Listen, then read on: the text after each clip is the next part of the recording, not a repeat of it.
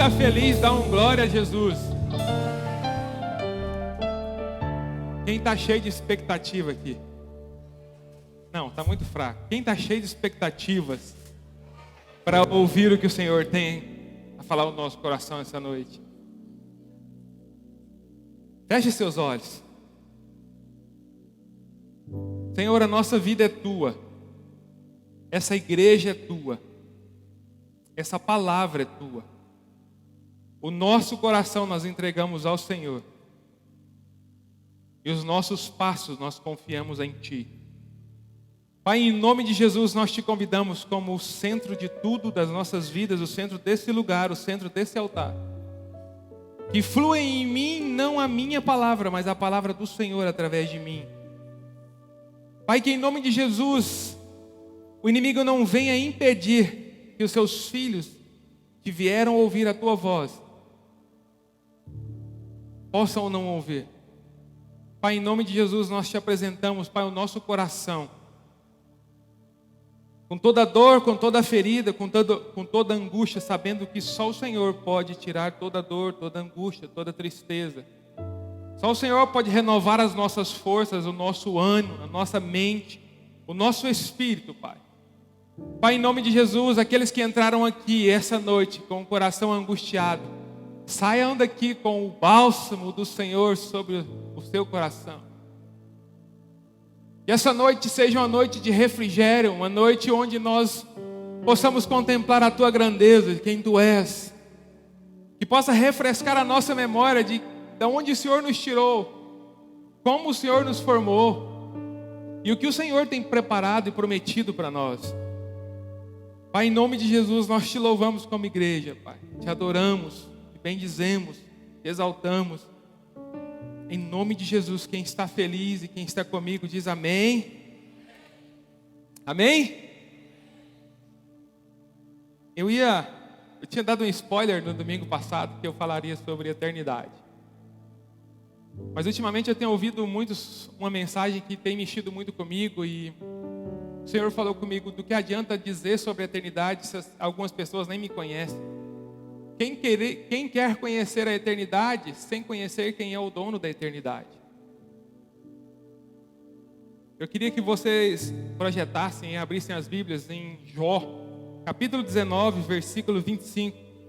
Antes da gente começar, eu queria que vocês lessem como igreja todos esses versículos. Jó 19, 25. Quem trouxe sua Bíblia, liga ela aí.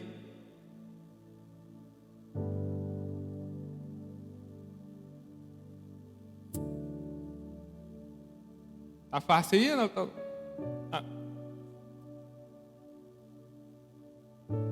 Vamos todos juntos ler com uma só voz esse versículo? 1, 2 e... Contudo, eu sei que o meu Redentor vive e que no fim se levantará para me defender e vindicar, ainda que eu esteja no pó do meu túmulo. Repita comigo: eu sei que o meu Redentor vive e que por fim se levantará sobre a terra. Hoje nós vamos ouvir e aprender com Jó. Tem sido muito edificado com Jó. Eu quero ler com vocês o livro de Jó, capítulo 1, diz o seguinte: havia um homem na terra de Uz chamado Jó, e era aquele homem íntegro e reto, temente a Deus, e se desviava do mal. E nasceram-lhe 7 filhos e 3 filhas. E o rebanho dele era de 7.000 ovelhas e 3.000 camelos, e 500 juntas de boi, e 500 jumentas, e grão numerosos de servos. E era aquele homem maior do que todos os filhos do Oriente. E iam seus filhos uns à casa dos outros e faziam banquetes diariamente, e mandavam chamar suas 3 irmãs para comer e beber com eles.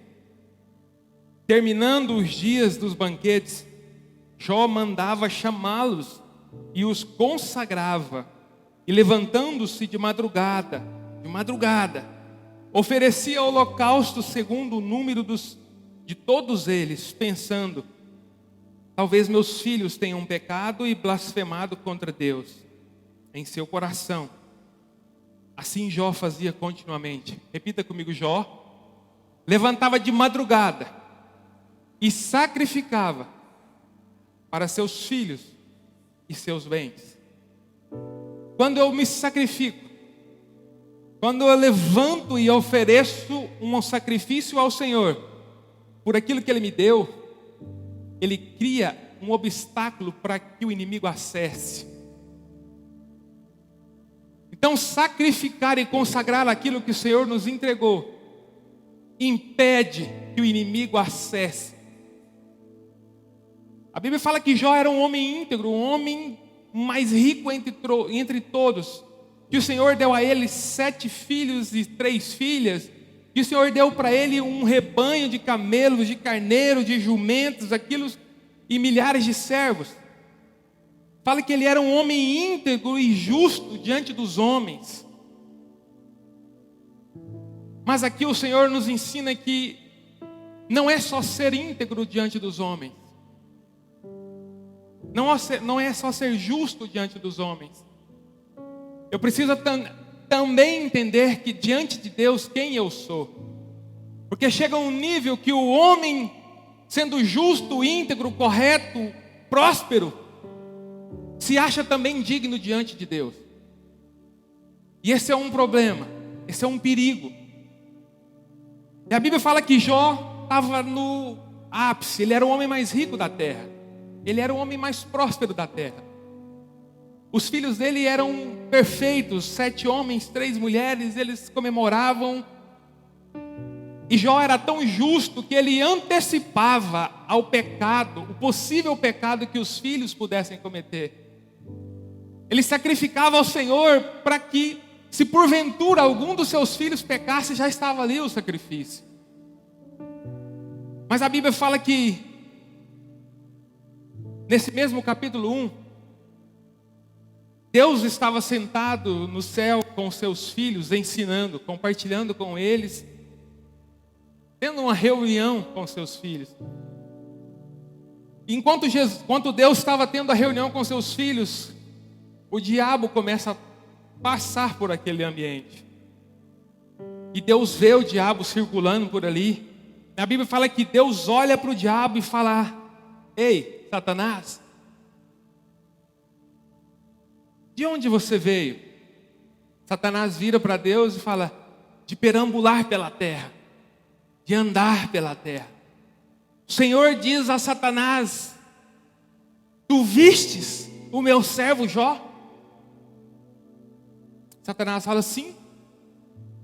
Ele é um homem íntegro, justo, íntegro diante dos homens. Satanás, como sempre, tenta encontrar uma forma de destruir, de incomodar, e ele afronta Deus e diz para Deus, fala: claro, ele é o homem mais rico da terra, a família dele é perfeita, ele tem tudo o que precisa. Como um homem desse não te adoraria? Satanás está dizendo para Deus: cai na real, Deus. Ele não te adora por quem tu és. Ele te adora pelo que o Senhor deu para ele. Eu imagino que nessa hora Deus leva um choque e fala: Satanás continua sendo Satanás. E a Bíblia fala que Satanás fala: eu tento chegar até Jó, mas eu não consigo, porque existe um obstáculo ao redor da vida dele, dos bens dele e dos filhos dele. Mas se o Senhor permitir que eu toque nos bens e nos filhos dele, ele blasfemará contra ti.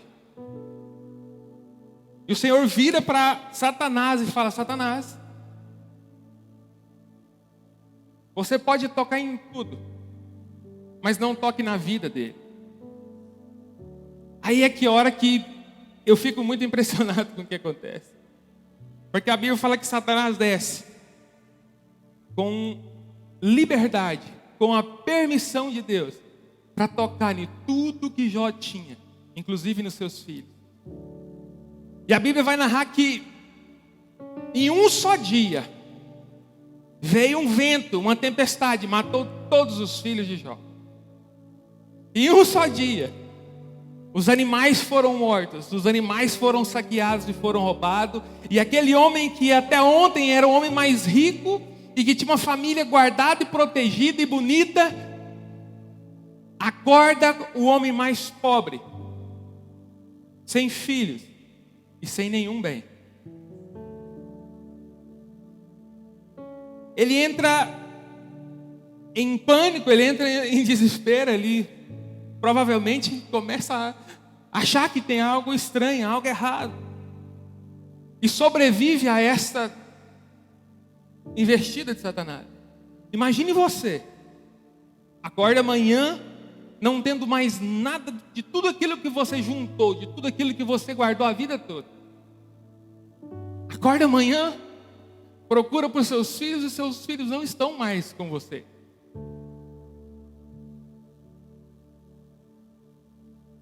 E Jó não blasfema contra Deus.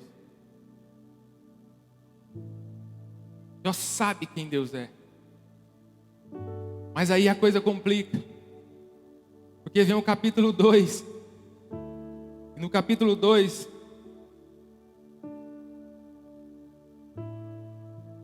certo dia vieram os filhos de Deus e apresentaram novamente diante de Deus. E veio também Satanás entre eles para apresentar diante de Deus. E disse novamente o Senhor Deus a Satanás: de onde vem Satanás? Satanás fala de rodear a terra, de perambular pela terra. Observaste o meu servo Jó? Mesmo que tenha perdido tudo, continua ainda sendo um homem íntegro, reto, não desvia do mal. Sua integridade, embora tenha me indicado contra ele para consumir sem motivo, respondeu Satanás a Deus e disse: pele por pele, e tudo que um homem tem dará por sua vida. No capítulo 2 a Bíblia fala que Deus se enche de orgulho em apresentar novamente Jó a Satanás e falou: viu Jó? Andava pela terra, viu meu servo Jó? Mesmo que você me pediu para eu castigá-lo, sem ele merecer, sem ele ter motivo para ser castigado, mesmo assim ele não murmurou contra mim, não se desviou dos meus caminhos, manteve a sua integridade e continuou sendo um homem reto. Satanás vira para Deus pele por pele, porque aquele que tem a sua saúde em xeque, dá tudo que tem pela sua vida. Eu não sei se vocês entenderam, mas Jó não fez nada para merecer passar por tudo aquilo que estava passando. Eu quero te dizer essa noite que às vezes você passa por circunstâncias não porque você merece passar, mas porque Deus escolheu que você justificasse o nome dele nessa terra. Às vezes nós passamos coisas que nós não fizemos por merecer, sofremos sem mesmo ter cometido injustiças, mas o Senhor escolheu você entre muitos para virar para Satanás e falar: você conhece o meu filho, que é íntegro diante de mim, que é justo diante de mim, que mantém a integridade, que não blasfema contra o meu nome. Jó já prova para o diabo que ele não adora Deus pelo que Deus deu, mas sim por quem Deus é. E Satanás mais uma vez vira para Deus e fala: Deus, se o Senhor me permitir tocar na saúde, ele blasfemará contra o Senhor. E muitos de nós achamos que algumas circunstâncias que nós estamos passando é por conta de algum pecado que cometemos, é por conta de algo que nós não fizemos de forma correta. Muitos de nós murmuramos e nos apresentamos diante de Deus: ó Deus, o que eu fiz para merecer isso? Por acaso eu taquei pedra na cruz? Quem já perguntou isso para Deus? Pode levantar a mão, estou levantando a minha também. Deus, o que eu fiz para merecer isso? A Bíblia diz que Deus mais uma vez permite que Jó fosse provado por Satanás. A Bíblia fala que Satanás desce e toca na saúde de Jó. Jó, pobre, sem filhos, angustiado, agora tem a sua saúde comprometida. A Bíblia fala que a saúde de Jó foi afetada imediatamente, o corpo dele se encheu de lepra. Ele começa a se coçar, ele começa a sentir dores, ele precisa se afastar, precisa se distanciar das pessoas. E começa a emagrecer, começa a ficar magro, magérrimo, macíssimo, raquítico, a ponto da pele colar no osso. E em uma das circunstâncias, alguns dos historiadores dizem que Jó mordia nas suas feridas para que a dor fosse aliviada. Imagine uma cena de alguém sofrendo tanto, de tanta dor, com o corpo todo debilitado, tendo que morder nas suas próprias feridas para que pudesse sobreviver um dia a mais. A Bíblia fala que Jó amaldiçoa o dia, amaldiçoa a noite, amaldiçoa o ventre. Senhor, por que eu nasci? Porque o Senhor não encerrou a madre da minha mãe antes que eu nascesse? Porque o Senhor me permitiu que eu chegasse até aqui? Por que eu não nasci morto? Por que não me abortaram? Por que não me mataram? Era melhor que eu tivesse morrido do que passando por isso. E nós, por muitas vezes, falamos: Senhor, eu preferia a morte do que passar por uma dor dessa. Senhor, eu preferia ter morrido do que estar passando por uma humilhação.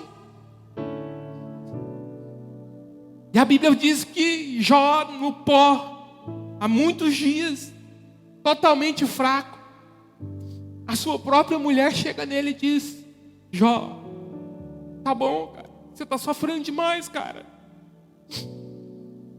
Abandona esse Deus seu e morre.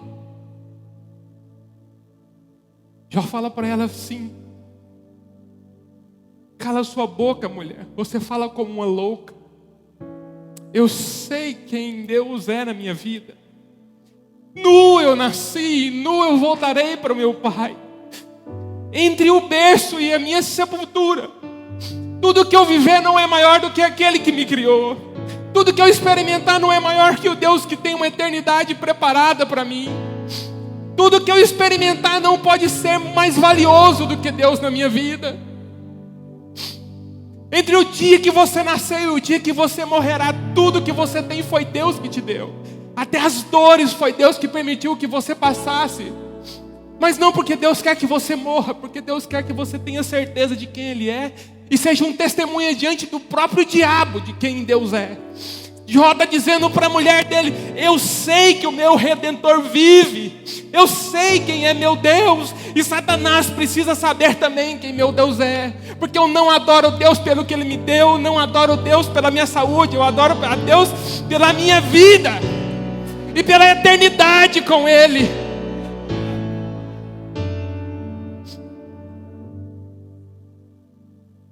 Aí a Bíblia diz que depois de Jó repreender a sua própria mulher, depois de Jó ter perdido todos os seus filhos, todos os seus bens, está ali no pó, pedindo a Deus para não ter nascido. Aparece 3 amigos. Fala assim: eu tenho amigos, mas se os meus amigos não conhecem Deus como eu conheço, eles não servem para ser meus conselheiros. A Bíblia fala que esses 3 amigos de Jó chega, senta com ele, veste roupa de saco, deita na cinza e joga pó sobre a cabeça, faz jejum com Jó, 7 dias jejuando com Jó. E eles começam a dizer, porque é normal você olhar para alguém sofrendo e falar: cara, certamente você está passando por isso porque você errou. Certamente você está passando por isso porque você pecou. E os amigos de Jó, acostumados a ver naquela época as pessoas pagando em vida pelo pecado que tinham cometido, Se alguém tivesse adulterado com a sua esposa, seus filhos eram mortos. Se alguém fosse ladrão, ele era sacrificado. E os amigos de Jó começam a olhar para Jó e falar: Jó, não tem cabimento uma circunstância dessa, não tem cabimento uma vida dessa, não tem cabimento uma dor dessa, você não merece passar por uma dor dessa. Cara, confessa o que você fez. Você certamente, cara, abusou da mulher de alguém. E Jó, não. Certamente você roubou alguém. E Jó calado. Certamente você extorquiu os seus funcionários. Certamente você fez o mal a um filho de alguém. Porque para estar nessa condição você deve ter feito algo para merecer isso. Cara, o que você fez? Você abortou, você matou, você roubou. Todo mundo te viu até hoje como um homem íntegro, mas não existe. Se Deus está permitindo você passar por isso, é porque você fez algo. E Jó repreende também os seus amigos. Repita comigo: eu vou repreender as acusações que o inimigo usar contra a minha vida. Eu sei o que eu vivo com Deus no meu secreto. Eu sei o comportamento que eu tenho diante do meu Deus. E a Bíblia fala que Jó mais uma vez está sozinho. Só porque aí chega uma situação que para mim é muito perigosa. Porque Jó sobrevive à perca de tudo. Jó sobrevive à perca da saúde. Jó enfrenta a sua própria esposa para defender o Deus que ele crê. Jó enfrenta os seus amigos para defender o Deus que ele crê. Mas agora acontece algo que não deveria acontecer com ninguém. É você olhar para Deus e dizer: Deus, eu sou tão justo que eu não merecia estar nessa condição. E a Bíblia diz que Jó, mesmo todo debilitado, olha para Deus e fala: Deus, acaso eu roubei alguém? Acaso eu adulterei com a mulher de alguém? Acaso eu maltratei algum dos meus servos? Acaso eu não sacrifiquei algo pelo pecado dos meus filhos ou os meus pecados? E a Bíblia fala que Jó faz 16 perguntas para Deus.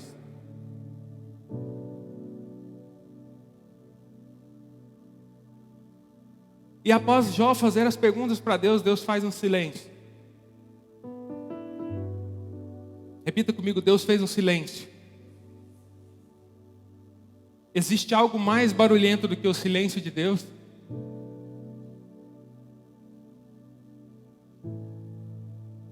Existe algo mais doloroso do que o silêncio de Deus? Existe algo mais perturbador do que o silêncio de Deus? Talvez o nosso maior barulho, o nosso maior perturbação, não é o que nós ouvimos dos homens, mas é o silêncio de Deus na nossa vida. Quantos de nós já oramos ao Senhor e Deus ficou em silêncio? E nós desesperamos, quase atropelamos aquilo que Deus tem para nós. Fala: não, Deus não está falando. Se Deus não está falando é porque está comigo no negócio. E se Deus estivesse falando alguma coisa, eu entenderia. Então nesse momento acontece que Deus faz um silêncio. E Deus faz silêncio. E logo Deus começa falando no capítulo 38.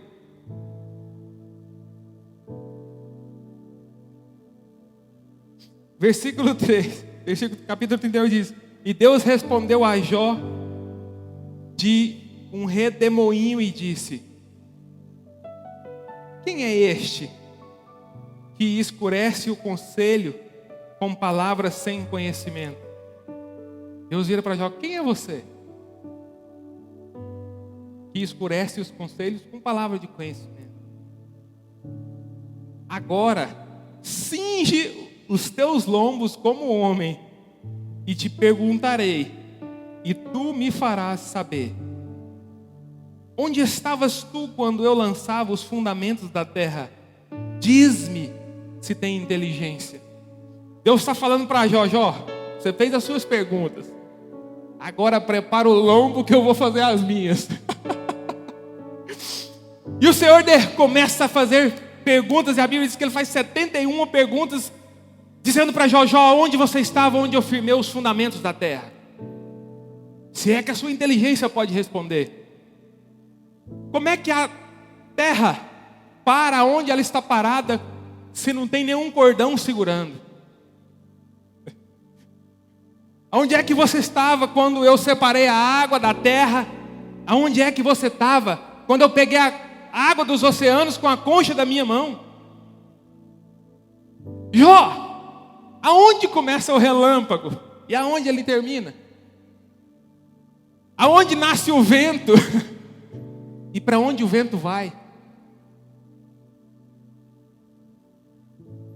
Como nasceu o gelo?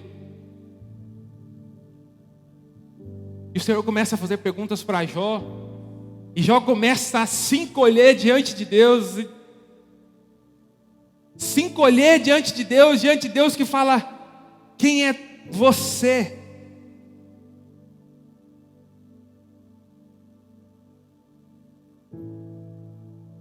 Deus pergunta para ele: aonde está o caminho para a morada da luz?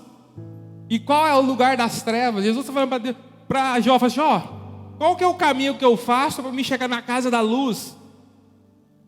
A Bíblia diz que Deus mediu o universo a palmos. O homem nunca conseguirá medir a dimensão do universo. A Bíblia diz que Deus colocou cada estrela no seu devido lugar e as chamou pelo nome e as conhece pelo nome. Tem a mesma quantidade que existe de areia na praia e no deserto, é a quantidade de estrelas que existem nos firmamentos. E a Bíblia diz que Deus conhece todas e as chama pelo nome, e que nenhuma delas cai sem que Deus permita, sem que Deus ordene. A Bíblia fala que quando Deus termina de falar para Jó, Jó põe a mão na sua boca e desesperado diz: Deus, eu te conhecia de ouvir falar, mas agora eu sei quem tu és.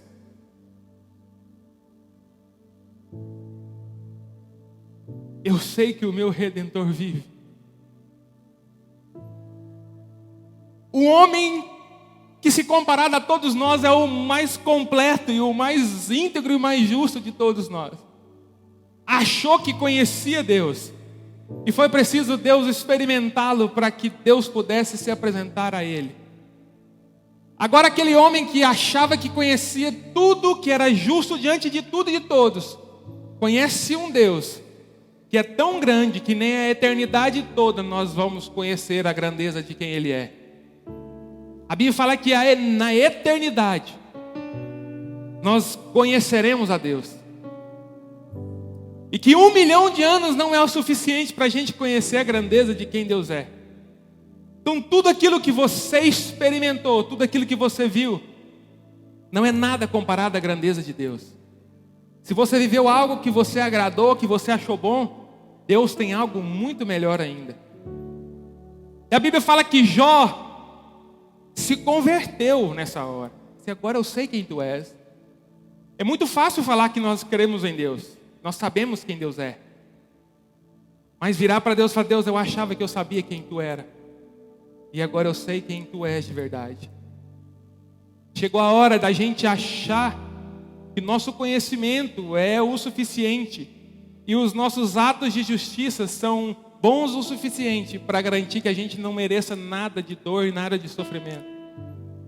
Deus é o suficiente. Jesus é o suficiente.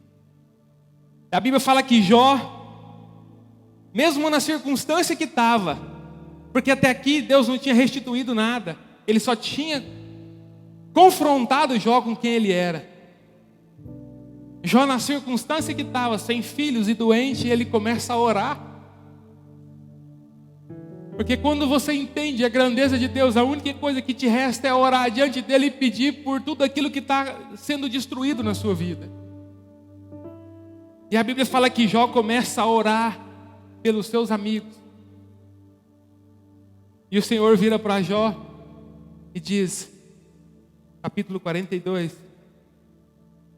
o Senhor mudou a sorte de Jó quando este orava pela sorte de seus amigos e deu-lhe o dobro de tudo que ele possuíra. Fala assim, o Senhor Deus muda a minha sorte quando eu realizo o meu chamado, o meu propósito. O meu propósito não é bater no peito e dizer que eu sou santo, que eu sou íntegro. O meu propósito não é que a sociedade veja que eu sou próspero e que eu sou justo. O meu propósito é orar para os meus amigos que não conhecem o Deus que eu conheço. E quando você começa a exercer o seu propósito, o Senhor restaura a sua sorte. O Senhor restaurou a sorte de Jó.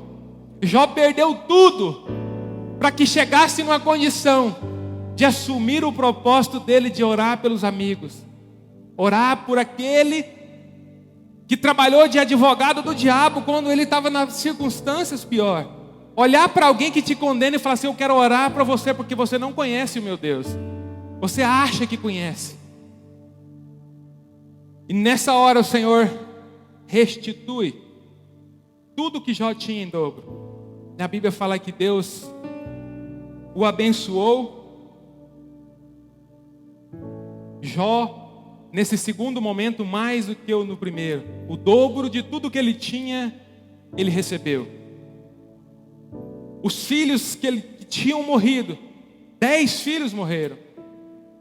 E o Senhor permitiu que ele tivesse mais 10 filhos. Quantos filhos Jó tinha? Fala comigo, quantos filhos Jó tinha? 10. Quantos filhos Deus deu para Jó agora? Mas não seria o dobro? Filho não morre. Filho vai para a eternidade. Cavalo morre, carro morre, boi morre, mas filho não morre. O Senhor está falando para Jó, Jó, os seus 10 filhos estão comigo. Eu estou te dando mais 10 para cumprir a minha promessa de duplicar tudo que você tem.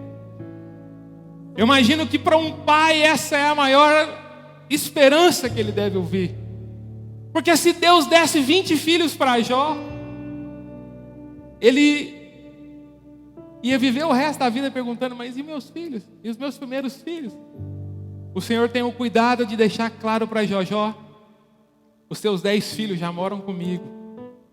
Estou te mandando mais 10, porque quando acabar e você vier morar comigo, você vai ter os seus 20 filhos.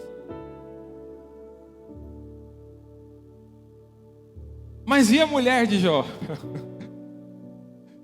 Fala comigo, e a mulher de Jó? Deus deu outra? Por quê? Responde, essa vocês sabem. Por que Deus deu outra mulher para Jó? Hã?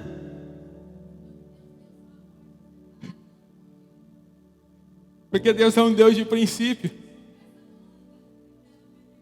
Porque Deus é um Deus de princípio. Porque eu penso agora que depende do homem que está posicionado no lugar de Jó, vai falar, minha amiga, quando eu estava lá me coçando com um pó de telha, você chegou em mim e falou, desiste desse Deus, abandona esse Deus e morre. Você não é minha companheira. Vou para outra. Agora eu não sou o homem mais rico, eu sou duplamente mais rico do que todo homem dessa terra. Mas Jó, sabe o que Jó faz? Jó vai atrás da sua esposa. Fala, você é minha única esposa. A esposa que Deus me deu. A esposa a quem Deus vai me dar os meus filhos. A esposa que Deus me prometeu. Mesmo que você pediu para que eu negasse o meu Deus, hoje eu volto com o mesmo Deus que me permitiu passar naquela luta, para te buscar para casa e te chamar de meu amor e morar eternamente contigo. Fala comigo, vale a pena ser fiel a Deus. A Bíblia fala que Deus ainda deu para Jó 140 anos para que ele vivesse a abundância. Fique de pé. Nessa noite eu quero que você entenda algo. Existe um Deus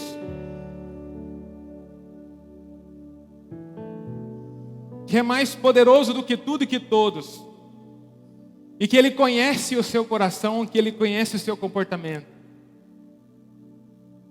E da mesma forma que nós vimos que até o diabo, para tocar na nossa vida, precisa pedir permissão a Deus. Entenda que as circunstâncias que nós passamos, Deus conhece. Deus sabe. E às vezes o Senhor nos chamou para justificar quem Ele é. A pior coisa que aconteceu com Jó foi ele ter murmurado e principalmente ter questionado Deus pela circunstância que ele estava passando. Se você está no momento colocando Deus contra a parede, mude o seu pensamento hoje. Não é você que deve colocar Deus contra a parede. É você que deve colocar os seus joelhos no chão e reconhecer a grandeza de Deus e falar: Deus, a circunstância que eu estou, o Senhor conhece. Conhece as minhas limitações e as minhas fraquezas. E se o Senhor me permitiu viver, sobreviver, o Senhor sabe até onde eu consigo chegar. E se porventura eu não suportar, eu creio que o Senhor proverá um escape. Mas se é para que o seu nome seja glorificado e honrado, eu não levantarei a minha voz contra a sua decisão. Feche seus olhos. Senhor, em nome de Jesus, eu oro para que o Senhor restaure a sorte de cada um de nós aqui. Pai, que o Senhor nos perdoe por todas as vezes que nós olhamos para o Senhor e achamos que somos dignos de alguma coisa.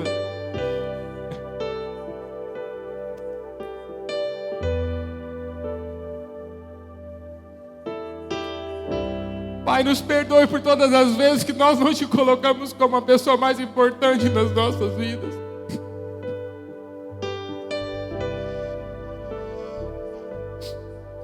Pai, nos perdoe porque nós temos colocado aquilo que o Senhor nos deu no seu lugar e nós não devemos fazer isso, Pai. Pai, o Senhor conhece o nosso coração. Nessa noite nós nos colocamos diante do Senhor com sinceridade nos nossos lábios e no nosso coração,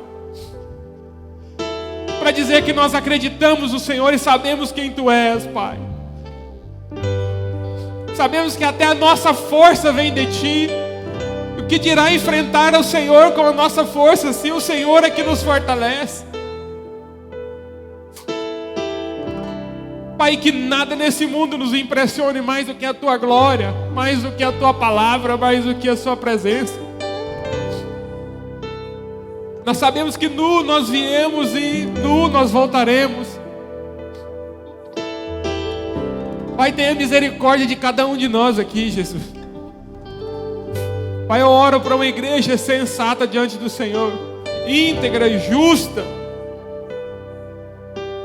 mas que nunca seja orgulhosa a ponto de dizer que é mais justa e santa do que o Senhor. Pai, em nome de Jesus, nos perdoe pelos nossos pecados, pelas nossas falhas, pelas nossas transgressões. Pai, muitos de nós hoje estamos aqui debaixo de uma sequência de erro e de pecado que nós não arrependemos. Muitos de nós estamos aqui e temos nos comportado justos diante do Senhor e estamos experimentando algo que está muito mais forte do que nós possamos suportar, Pai. Pai, eu oro por pessoas que estão sofrendo, por pessoas que estão angustiadas, para que elas se encontrem o quanto antes com o Senhor e tenham a oportunidade de ter a sua sorte restaurada, Deus. Pai, tira de nós todo o orgulho, Tira de nós, Pai, todo sentimento, Pai, toda altivez diante de Ti. Que a gente possa reconhecer o nosso erro, a nossa falha e quem Tu és, Pai. O Senhor sustente as pessoas que o Senhor escolheu para ser testificado e glorificado através da vida delas, Pai. Pai, em nome de Jesus, eu oro e peço ao Senhor, Pai, que assim como o Senhor fez com Jó, o Senhor restaure a nossa sorte, restaure, Pai, a direção, e que nós possamos entender o propósito do Senhor para as nossas vidas. Que a gente possa a partir de hoje orar para os nossos inimigos, orar para aqueles que nos agridem, orar por aqueles que nos ofendem, orar por aqueles que não conhecem o Senhor. Pai, em nome de Jesus, restaura o nosso casamento, restaura a nossa paternidade, os nossos filhos, restaura a nossa casa, os nossos bens, e que tudo que o Senhor colocou sobre os nossos cuidados esteja protegido pela Tua graça, pelo Teu amor, pela Tua forte mão. Pai, nos ensina a ter o compromisso e o posicionamento de todos os dias levantar cedo e sacrificarmos por tudo aquilo que o Senhor colocou sobre os nossos cuidados. Senhor, acampe anjos ao redor da nossa vida, da nossa casa, assim como o Senhor fazia com Jó. Acampa anjos ao redor dos nossos filhos, cria um obstáculo para o acesso de Satanás em nossas vidas, em nossa empresa, em nossa casa, nosso coração, Deus. Em nome de Jesus. Aleluia.